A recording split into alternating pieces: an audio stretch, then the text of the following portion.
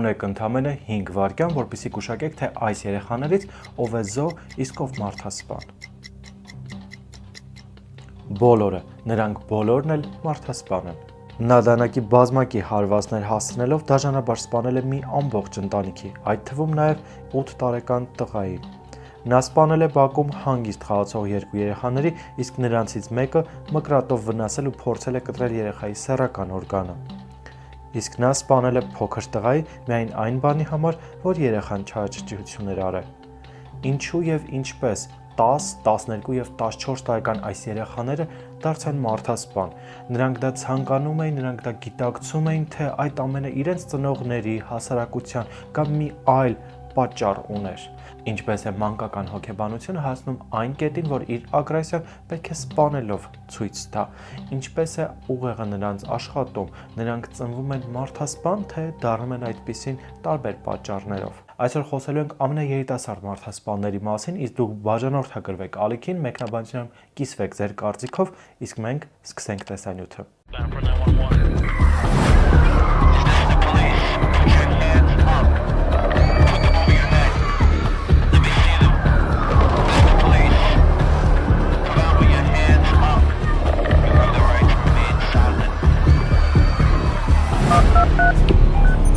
911, what's your emergency? 2006 թվական, ապրիլի 23, Ալբերա, Կանադայի նահանգներից մեկը։ Այստեղ Ռիչարդսոնների ընտանիքը ապրում էր շատ տարիներ։ Նրանք շատ համերաշխ են եւ հարևանները հիշում են միշտ նրանց աղմկոտ ընտանիքը։ Սակայն այդ օրը մի տեսակ տունը քնած կարծես լիներ։ Լույսերը վառվում էին, մեքենաները տեղում էին ու հարևանները նկատում էին, որ շարժ չկա, կարծես թե տանը մարդ չկա։ Ժամեր անց 8 տարեկան Թայլերի ընկերը մտնում է իրենց տուն, որպեսզի նրան հրավիրի խաղալու։ Քանի որ իր զանգերին չեն պատասխանում, տղան որոշում է Թայլերի անունը կանչել եւ սենյակներով ման գալ ու գտնել իր ընկերոջը։ Սենյակներով ման գալուց հետո որոշում է իջնել նկուղ, որտեղ էլ նա նկատում է դաժանաբար սպանված, արյան մեջ թաթախված Թայլերի մոր եւ հոր դիակները։ Նրանց արյունը ամենուրեք էր։ Տղան վազելով փախնում է տուն, այս ամենի մասին պատմում մորը, իսկ մայրը զանգահարում ոստիկանություն։ Ոստիկանները գալով տուն ուղղակի ապշում են։ Ամբողջ նկուղը արյան մեջ էր, ինչպես հատակը, այնպես նաեւ առաստաղը։ Արյունը ամենուրեք էր։ Մարմինների վրա կար տարբեր հարվածներ, բայց հիմնականում դրանք ինչ-որ ծակող գործիքով էին արված։ Տունը այդքան էլ թափթփված վիճակում չէր գտնվում, երբ որ ոստիկանները բարձրացան երկրորդ հարկ, այնտեղ նկատեցին Թայլերին։ Թայլերի անշրջացած մարմինը։ Տղայի դեմքը այլայլված էր, նրա կոկորդը, ականջները կտրատված, մարմնից մասեր էր մնացել, իսկ արյունը ամբողջ սենյակով մեկ էր։ Ամբողջ ընտանիքին սպանել էին։ Տունը համարյա չէին կողոպտե, իսկ միակ ողջ մնացած մարդը Ժասմինն էր, ով նրանց 12-ամյա աղջիկն էր։ Ժասմինը այդ ժամանակ տանը չէր գտնվում եւ ականատեսները չէին նկատել, թե ինչպես է նա տուն մտել կամ դուրս եկել, եւ ոստիկանները մի քանի վարկած միանգամից ձևավորեցին։ Առաջինը նրան առևանգել են, երկրորդը նա լսել է այդ ամեն ինչը եւ փախել տանից, եւ երրորդը նա ուղղակի այդ օրը տանը չի եղել։ Երրորդ տարբերակը միանգամից բացառվում է, քանի որ դեպքը առավոտ 8 ցերեկվա կողմ է տեղի ունեցել, իսկ մյուս երկրորդ տարբերակների հետ կապված կա մի հետաքրքիր փաստ։ Ոստիկանները ամբողջ թաղամասով մեկ շրջեցին, որպեսզի գտնեն Ժասմինին, ոչ մի արձագանք։ Իսկ աղջկա սենյակում գտան մի կասկածելի նկար, ինչպես նաև անձնական օրագրից պատառոտված էջեր։ 1990 թվական Ռիչարդսոնների ընտանիքում ծնվում է իրենց առաջնեկը՝ Ժասմինը։ Նա առանձնապես չէր տարբերվում իր հասակակիցներից, ժպտերես ու հանգիստ աղջիկ էր, դպրոցում միջին առաջադիմությամբ։ Ծնողները Մարկը եւ Դեբորան նրան մեծացնում էին բավականին խիստ, բայց հոգատար միջավայրում։ Ընտանիքում ամեն ինչ լավ էր, ապրում էին առանց դրամաների, վեճերի կամ կռիվների։ Ծնողները սիրում էին իրենց աղջկան։ 4 տարի անց ծնվում է նրա եղբայրը՝ Թայլերը։ Ծնողները երեխաներին չէին ճնշում, նրանց միշտ աջակցում էին, ինչպես նաև հետաքրքրվում, թե ինչ են ուզում երեխաները անեն կամ դառնան։ Այսպիսով Ժասմինը սկսում է դառնալ պատանի եւ այդ ժամանակ նա հետաքրքրվում է գոթերով եւ էմոներով ու սկսում նրանց պես հագնվել։ Նրա ամբողջ գեստապահանի գունավոր շորերը փոխարինում են սևով։ Նա սկսում է հետաքրքրվել մոգությամբ, ավելի կոնկրետ սև մոգությամբ, վամպիրներով, դղյակներով, ինչպես նաեւ մյուս այլ գոթական թեմաներով։ Այսպիսով նա շատ հաճախ էր համացանցում ժամանակ անցկացնում, որի արդյունքում էլ ծանոթանում է իրենից մեծ 23-ամյա մի տղայի հետ,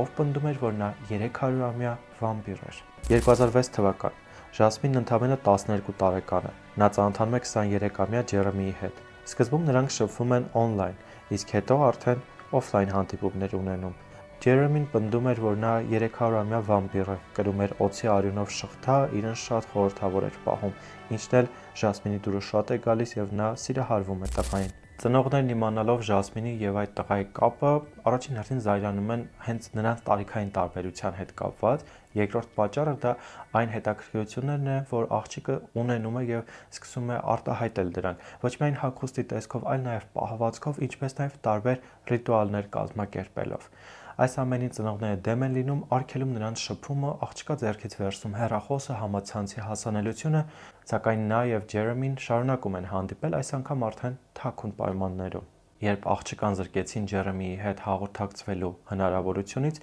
նա բարկացավ եւ որոշեց, որ սա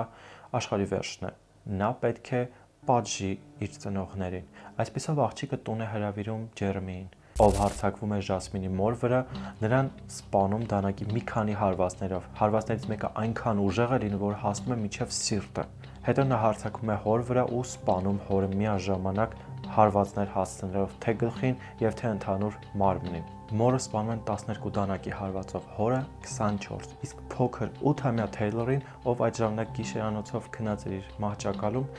տեղում սպանում են։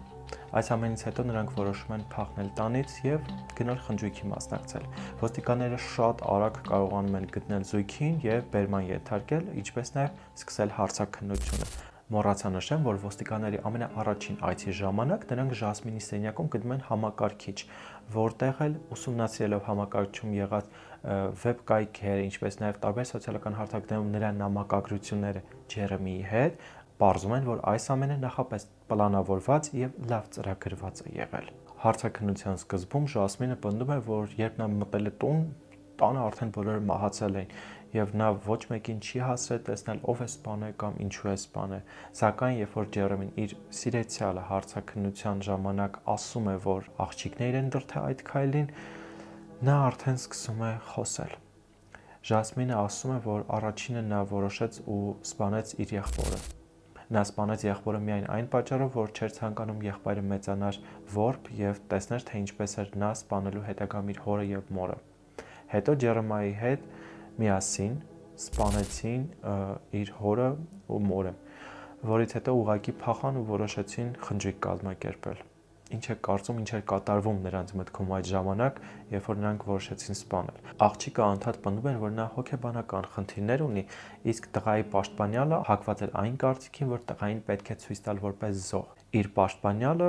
ազատության տակ գտնվելով աղջկա որոշում է կայացրել հանուն սիրո սպանել։ Այսպիսով պաշտպանյալը փորձում էր ինչ-որ կերպ արդարացնել Ջերեմիին։ Բավականաչափ ապացույցներ հավաքելուց հետո այս երկուսին մեղադրանք է ներկայացվում 3 հոգու սպանության ծրագրելու եւ իրականացնելու մեջ։ Դատարանում Ժասմինը խոսում էր հանգիստ, գրեթե անտարբեր տոնով, ինչը ավելի էր սարսափեցնում ներկաներին։ Փորձագետներն ասում էին, որ նա հեշտությամբ ենթարկվել է Ջերեմիի ազդեցությանը, բայց նաև ունեցել է սեփական պատասխանատվությունը։ Ջերեմին ոչ մի անգամ զղջում ցույց չտվեց։ Պաշտպանները փորձում են հիմնավորել, որ նա հոգեկան խնդիրներ ունի, բայց փորձաքննությունը չհաստատեց դա։ Դատարանը մեղավոր է ճանաչում Ժասմինին, քանի որ հարցաքննության պահին օրենքը թույլ չէր տալիս նրան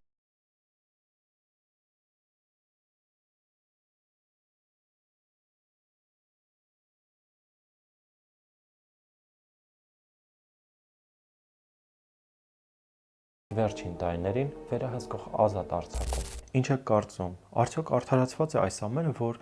աղջկան սպանությունների համար կարող են 10 տարի հետո ազատ արձակել։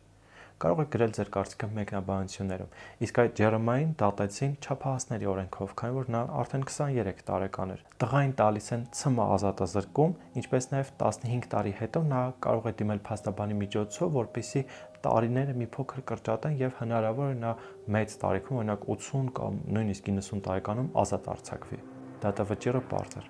Ջերեմին ՑՄ բանտարկվեց իսկ Ժասմինը 2016 թվականին ազատ արձակվեց։ Այսպիսով մարդասպաններից մեկը հիմա ազատության մեջ է, սակայն ինչ է անում, ինչով է զբաղվում, ոչ ոքին դա հայտնի չէ։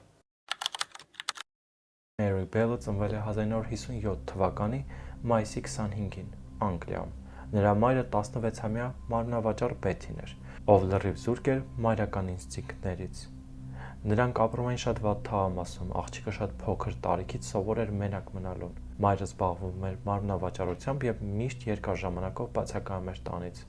Շատ հաճախ մայրը աղջկան ծեծում էր, միշտ դաժան էր նրա հանդեպ։ Մի անգամ նույնիսկ առաջին հարկից դուրս էր նետել աղջկան։ Ականատեսներն ասում են, որ մայրը ամեն երեկո քնաբեր էր տալիս իր երեխային, որպեսզի նա քնի, դե նա էլ իր հաճախորդներին կանչի տուն։ Պատկերացնում եք, այս ամենին նաև գումարվում է այն, որ աղջիկը գեղեցիկ էր։ Դրա պատճառով մայրը գումարի դիմաց աղջկան վաճառում էր մեծ տղամարդկանց։ Առաջին այդպիսի փորձը եղել է, երբ որ աղջիկը ընդամենը 4 տարեկան էր։ Նրա հետ սեռական հարաբերություն ունենալու համար վճարեցին մորը ու վերջ, մայրը համաձայնվեց, նրանց թողեց մենակ։ Հայտնի չէ, թե նման քանի դեպք է գրանցվել, քանի որ հենց ինքը Մերին չի պատմել քանակի մասին, այլ պատմել է տարիքի եւ պատմել է կոնկրետ մեկ դեպքի մասին, սակայն ինչ չի թվում, որ նման դեպքեր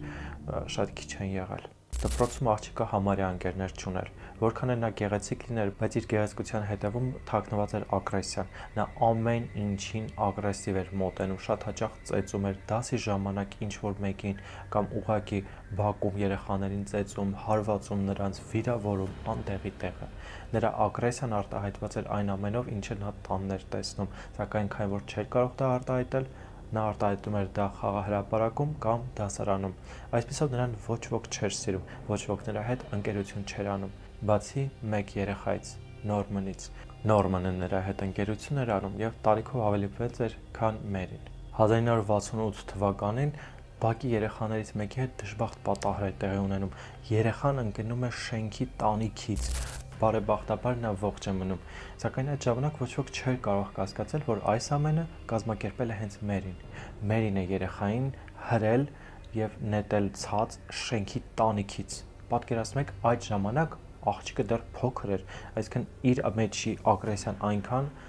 պիկին է հասել, այնքան ուժեղ է եղել, որ նա պատրաստ է եղել նման քայլերի գնալ։ Նույն թվականին Մարտին Բրաունի 11 տարեկանը մեկ օր հետո պետք է լրանար։ Երեխային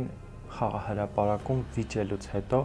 Մերին խեղդում է։ Խեղդելով նա սպանում է տղային։ Այստեղ շատ կարևոր է շեշտել այն փաստը, որ Նորմանը նրա կողքին է եղել ողջ ժամանակ եւ նա ձայն չի հանել։ Լուր հետևել է, թե ինչպես է Մերին սպանում 4-ամյա այդ երեխային։ Սպանելուց հետո ոստիկանները փորձում են հասկանալ, թե ինչն է եղել պատճառը, քանի որ 60-ական թվականներն էր եւ շատ զարգացած չէր հետաքննությունը մատնահետքերի միջոցով կամ ԴՆԹ թեստերի միջոցով, նրանք չեն կարողանում պարզել, որ դա եղել է խեղդելու արդյունքում, ինչին նաեւ խանգարում է այն փաստը, որ երեխայի կողքին եղել է քնաբերով լի սրվակ։ Այսինքն կա վարկած, որ Մերին ինչ-որ մի կերպ հայթայթել է եւ այդտեղ նետել սրվակը, որը ըստ իմ ենթադրության այն նույն դեղերը կարող են լինել, որը մայրը իրեն էր տալիս, որպեսզի աղջիկը քնի։ Այսինքն նա տանից բերել է դեղերը տվել է, ելի եմ ասում, ըստ իմ ենթադրության, որից հետո վարկածը ձևավորվել է, որ տղան ուղղակի խմել է դեղերը, չիմանալով ինչի համար եւ մահացել։ Այսպիսով այդ գործը փակվում է։ Սակայն Մերի պահվածքը մի փոքր տարօրինակ է եւ իրեն մատնել տալիս է ինչ որտեղ։ Նա ավելի հաճախ է սկսում այցելել այդ տղայի տուն, թաղմանորն է ներկա գտնվում, մորն է անընդհատ հարցեր տալիս, ինչ են բարձր նորություն կա թե չէ, ու շատ տարօրինակ է, որ նման փոքր տարիքի երեխան հետաքրքրվում է այդ դեպքերով, այսինքն ոչ ոքի մոտ, նույնիսկ տղայի մոր մոտ կասկած չի առաջացել, որ հենց Մերին կարող է սպանած լինել իր տղային։ Կարող եք գուշակել, թե որքան ժամանակ անց է Մերին սպանում երկրորդ երեխային։ 2 ամիս։ 2 ամիս անց աղջիկը ոչ միայն սպանում է, այլ նաև թողում է իր հետքը այդ երեխայի մարմնի վրա, դաջելով M տառը։ Այս անգամ Նորան նույնպես ներկա էր, նա օգնում էր եւ 3-ամյա Բրայանին նրանք ծեծում են, մազերը կտրատում, ծաղրում, որից հետո M դաջված քանում եւ սպանում երեխային։ Սպանելուց հետո Մերին նաեւ ցանկություն է ունեցել տղայի սեռական օրգանը կտրելու, սակայն ինչ-ինչ պատճառներով դա չի արվել։ Այս անգամ արդեն սպանությունը շատ լուրջ էր եւ ոստիկանները սկսում են բոլոր երեխաներին, ինչպես նաեւ այն մարդկանց, որոնք տարածքում են եղել, հարցաքննել։ Հարցաքննության արդյունքում տարօրինակ մի բան են նկատում, որ Նորմանի հարցաքննության ժամանակ նա լարվում է, ահավոր տիպի, նա լացում է, չի հասկանում ինչ է կատարվում։ Իսկ երբ որ Մերիին են հարցաքննում, նա տալիս է իրեն հետաքրքրող հարցեր, արդյոք նկատել եք մարմնի վրա դաջվածք թե ոչ։ Նա հարցնում է, թե ինչ փուլում է հետաքննությունը, հարցնում է ինչ նորություն կա, նրան ինչպես է գտել եւ այլն, ինչը ոստիկանների մոտ երկու վարկած է առաջացնում։ Կամ երեխան շատ է սիրում այս թեմաները եւ նրան ուղղակի հետաքրքիր ու չի հասկանում, կամ նա լավ հասկանալով տալիս է այդ հարցերը։ Մերին սկսում է նաեւ տարբեր պատմություններ հորինել, որոնք մեկը մյուսի հետ կապ չեն ունենում։ Նորմանը չի դիմանում եւ լաց լինելով պատմում է ողջ ճշմարտությունը։ Նրանց երկուսին էլ ձերբակալում են։ 1968 թվականի դեկտեմբերին Նյուքասլի դատարանում սկսվեց 11-ամյա Մերիի եւ 13-ամյա Նորմանի դատական նիստը։ Մերին պահում էր իրեն շատ անսովոր։ Նա լուռ էր, հանգիստ, չէր լարվում ոչ մի հարցից, իսկ հոգեբուժական հետազոտությունները Մերիի մոտ ցույց տվեցին ծանր էմոցիոնալ խանգարումներ, վարքային խնդիրներ ու երեխային հազվադեպ անսովոր դաժանություն։ Այս գնահատականները մեծ ազդեցություն ունեցան դատավճռի վրա։ Դե իհարկե զարմանալի չի, որ Մերին նման հոգեբանական խնդիրներ կունենար։ Նման մոր հետ ապրելուց ու նման միջավայրում մեծանալուց հետո անհնար է պատկերացնել։ Չեմ արդարացնում ոչ մի կերպ, մեկնաբանություններով գրեք ինչ եք կարծում, արդյոք եթե Մերին մեկ այլ ընտանիքում լիներ կամ մայրը մի փոքր ուշադրություն դարձներ, նման դեպք կկրկնվեր կամ կլիներ, թե ոչ։ Մեկնաբանություններում կիսվեք ձեր կարծիքով։ Իսկ Նորմանը լրիվ այլն էր։ Նա լացում էր, վախենում, խառնվում, մի անգամ նույնիսկ հիստերիկ վիճակում է հասնում։ Հետազոտությունները ցույց տվեցին, որ Նորմանը ազատության տակ ընկնող ու շատ հեշտ կառավարվող երեխա է, ով լիարժեք պատկերացում չունի կատարվածի մասին եւ ենթարկվել է Մերիի ազատությանը եւ հրահանգներին։ Նրան լիովի արդարացեցին ու ազատ արձակեցին։ Կարծում եք դա արդար է։ Մասնակցել է հետո, չգիտեմ, կարող եք ձեր կարծիքով կիսվել, իմ կարծիքով կարելի է հոգեբանական եւ հոգեկան որևէ թերապիա նույնպես անցկացնել, եթե հաշվի առնենք այն փաստը, որ մատնահետքերը այդքան զարգացած չէին, այսինքն կարող է հոգեբանական էլ ինչ որ ասպեկտ այդքան զարգացած չէր ու երեխայի մոտ ինչ որ խնդիր հետագայում առաջանա, սակայն սփոյլ անեմ, չէ։ Նորմանը շատ նորմալ կյանքով է ապրում, ճիշտ է, իր մասին տեղեկություններ չկան, քանի որ նա թե քաղաքն է փոխում, թե շտատն է փոխում, նահանգն է փոխում, սակայն կա հավաստի տեղեկություն, որ նա որևէ այլ սպանության, գողության ոչ մի տեղ չի մասնակցել։ Նա ապրել է նորմալ ու երջանիկ կյանքով։ Իսկ այ Մերիին դատապարտում են, քանի որ աղջիկը անչափահաս էր, նա անչափահասների համար հատկացված գաղութում մնաց այնքան ժամանակ, մինչև դառնալ չափահաս։ Այսպիսով 1980 թվականին 23 տարեկան հասակում Մերին ազատ է արձակվում։ Չկա որևէ տեղեկություն, քանի որ Մերին տրամադրում են նոր ինքնություն, հա, նրա անունն են փոխում, նրան տալիս են նոր ծննդական, ամեն ինչ նոր։ Նա լրիվ նոր մարդ սկսում է իր կյանքը եւ հետագայում այլևս մենք նրա մասին որևէ ինֆորմացիա չունենք։ Մեր երրորդ ամենաերիտասարդ մաթասպանը Քրիստիան Ֆերնանդեսն է, ով ծնվել է 2000 թվականին։ 14 տարեկան հասակում Քրիստիանի մայրը նրան ծննդաբերում է, ինչպես նաև եւս մեկ երեխա է ունենում, ամբողջ ժամանակ նրանք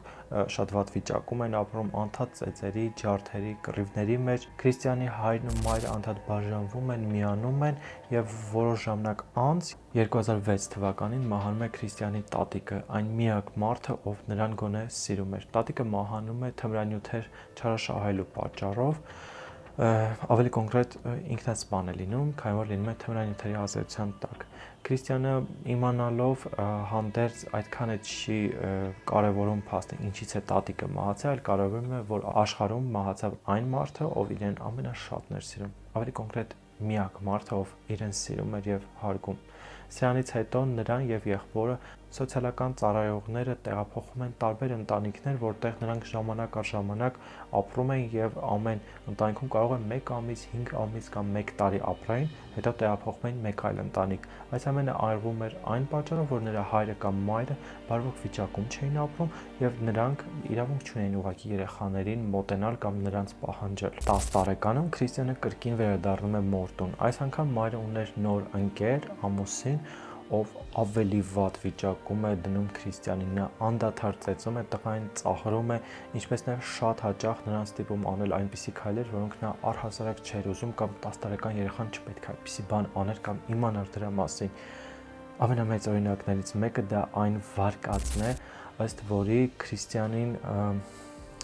իր հարազատներից մեկը բռնաբարել է, սա դեռ վարկած է, իսկ հայրը, խորթ հայրը ավելի կոնկրետ ամեն ինչ ավելի է վատթարացնում։ Նա ահավոր շատ խմում է ալկոհոլ ու ալկոհոլի ազդեցության տակ քրիստիանի աչքի առաջ ինքնասպան է լինում։ Նա կրակում է իր գլխին եւ սպանում ինքն իրեն, հենց տղայի աչքի առաջ, 10 տարեկան երեխայի, որից հետո նրա հոգեկան վիճակը ուղղակի անկառավարելի է դառնում, նա փոխվում է ու պատճառները դա իհարկե մինչև այդ էլ կային, սակայն սա դառնում է բեկումային, որքան անդադ հայրը նրան ծեծեր, մեկ է սա իր ազդեցությունը թողնում է։ Շրջապատում քրիստիանը շատ լուռ էր, բայց երբեմն կարող է ուղղակի այլանդակություններ աներ, օրինակ սեռական հարաբերությունների իմիտացիա դասարանցիների հետ կամ ձեռնաշարժություն հենց դպրոցում, ինչ որ մեկի առաջ, նույնիսկ շատ հաճախ մերկ վիճակում։ Նրա 5-ամյա եղբոր խոսքերից պարզ է դառնում, որ քրիստիանը նրան ենթարկել է սեռական բռնության։ 2011 թվականին 2 տարեկան եղբայրը հայտնվեց ծանր վիճակում։ Հետաքննության ընթացքում ուշադրության կենտրոնում հայտնվեց հենց 12-ամյա քրիստիանը։ Նախ պարզվեց, որ դեռ հունվար ամսին քրիստիանը կոտրել է եղբոր Դեյվիդի ոտքը, որից հետո ոտքը գիպսի մեջ են դրել ու մայրը ոչ թե տարել է հիվանդանոց, այլ ուղղակի Google արել ու տեսել, թե ինչ կարելի է անել։ Google անելուց հետո որոշել են, որ գիպսը ամենալավ տարբերակն է եւ տնային պայմաններում դրել գիպսի մեջ։ Մի քանի ամիս էլ դեռ չէր անցել, որ գիպսը լավանար, քրիստիանը Դեյվիդի գլխից բռնելով նրան ուժեղ հարվածներ է հասցնում, խփելով պահարանին, գրապահարանին, որի արդյունքում տղան ստանում է գանգի կոտրվածք աչքի եւ ուղեղի արյունազեղում։ Մայրը տապօգնություն չի զանգում, նա ուղղակի Google է անում, որպեսզի հասկանա, թե ինչ կարելի է այս դեպքում անել։ Google անելով այնքան ժամանակ է անցնում, որ տղայի ինքնազգացողությունը վատանում է եւ վերջ, նա այլևս աչքերը չի բացում, համարը թե սկսում է չշնչել։ Այս ժամանակ նա զանգահարում է շտապօգնություն։ Շտապօգնությունը զանգահարելուց հետո նաև դեպքը իմանում է ոստիկանությունը ու մայրը որքան էլ որ փորձեր ասել, որ մի դեպք է եղել եւ այլն, ոստիկանները արդեն պարզել էին, որ նա է հարվածել 2 տարեկան եղբորը։ Քրիստիանը հարցաքննությունների ամբողջ ընթացքում խոսում է կարճ ու պարզ նախադասություններով, այնպես ինչպես պատմում են այն երեխաները, որոնք դեռ իրենք էլ չեն հասկանում ինչ են արել կամ ինչ է եղել իրենց շուրջը ու ինչի համար են մեծահասակները նրանց մեղադրում։ Նրա պատմությունը սկսվում է ամենապարզ բաներից՝ ինչ էր անում այդ օրը, ինչ էր տեսել, ինչպես էր եղբայրը ընկել իբր գրքեր բերելիս, եւ հենց այդ գրքերն էլ ընկել էին նրա գլխին ու վնասել։ Ինչպես էր նա խառնվել իրար, ինչպես չէր հասկանում, թե ինչ անել կամ չանել։ Նա փորձում էր բացատրել, որ սկզբում մտածել է, որ ամեն ինչ լավ է, եղբայրը պարզապես ընկել է, հիմա կկանգնի ու կբացի աչքերը, բայց հետո ընդհանուր խուճապ է նրան պատում, ու այդ ամենը նրան ստիպում է վախենալ, բայց չի իմացել, թե ինչ անի։ Քննիչը ոչ թե փորձում է պատժելով, գոռալով, այլ նրա հետ հանգիստ ու սիրալիր խոսելով։ Այս ամենի արդյունքում քրիստիանը բացվում է ու պատմում է այդ ամեն ինչը։ Նրան մի փոքր դրական վերաբերմունք եւ ուշադրություն էր պետք, որպեսզի նա կիսվեր, ու նա ամենը պատմում է, թե ինչպես է հարվածել մինչև այս, պատմում է, թե ինչպես է գլխին հարվածել մի քանի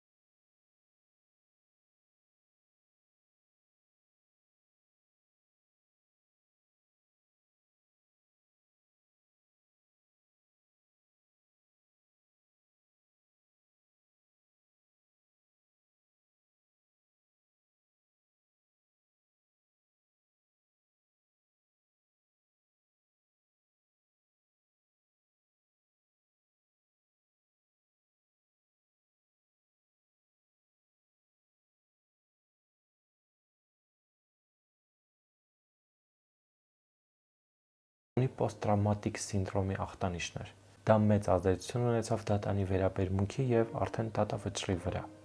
Վերանայվեց առաջին աստիճանի սպանության մեղադրանքը։ Դատավճռի արդյունքում Քրիստիան Ֆերնանդեսը մինչև 19 տարեկանը պարտավորված էր գտնվել դատարանի հսկողության տակ, ինչպես նաև տարբեր հոգեկան եւ վերականգնողական թերապիաներ անցնել։ Այդպես էլ եղավ։ Տղան կալանավորվեց, այսպես ասած, 19 տարին լրանալուն պես նրան 2018 թվականին ազատ են արձակում, սակայն դեռ 8 տարի պետք է պահեն հսկողության տակ, այսինքն մոտավոր 2026 թվականի հունվարին նա արդեն ազատ մարդ կլինի։ Կկարողանա քայլել ձեր կողքով, դուք նույնիսկ կարող եք նրան չճանաչեք, կկարողանա սովորական մարդու կյանք վայելել, եթե իհարկե դա նրա մոտ ստացվի։ Եվ այսպիսով ինչ եք կարծում, սերիական մարդասպան ծնվում են, թե դառնում ինչ որ պատճառով։ Սա ամենալավ քեյսերից մեկն է, որտեղ կարող ենք ուսումնասիրել, թե ինչպես է փոքր երեխայի հոգեբանության վրա ազդում նույնիսկ աննշան վեճը կամ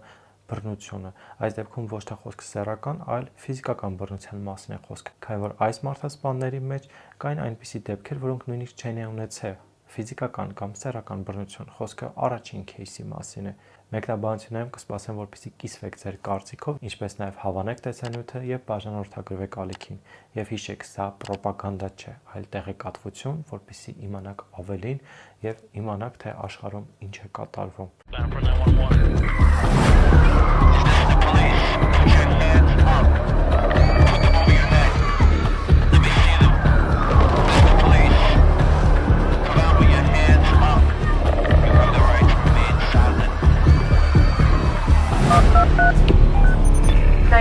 What's your emergency?